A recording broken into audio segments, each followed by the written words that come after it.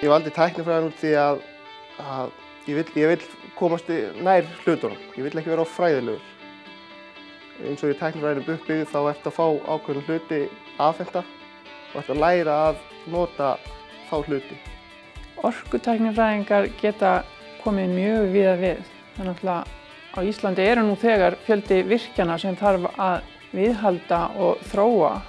En þar fyrir utan eru óendanlegi möguleikar á alls kyns framtíðar orku. Svo margir hlutir að gera spennandi, til dæmis metanið og allt þetta. Ég sé bara mjög bjarta framtíð í orkunni, hvað við stöndum vel að því við Íslendingar.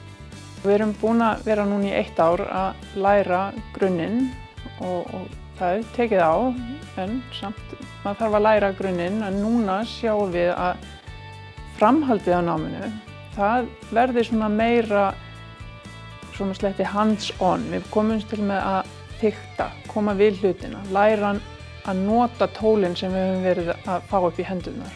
Við að vera í nýjum skóla, vera hérna með þeim fyrstu sem er að fara í þetta, þá fær maður að segja svolítið mikið hvernig skólinn mun vera. Svona í framtíðinni, þetta er það lítið og þetta er þægilegt og þá komumst við vel í nánd við allt og það er hlustað á. Megatronic tæknifræðingur á líka að geta fundið margt að gera. Þeir eru nú þegar áreiðanlega mjög margir í vinnu hjá stórum fyrirtækjum sem við þekkjum eins og Marel og Össur. Megatronicin er alls staðar. Hún er bara, fattur þú ert bara að opna bílinn, það er megatronic í því.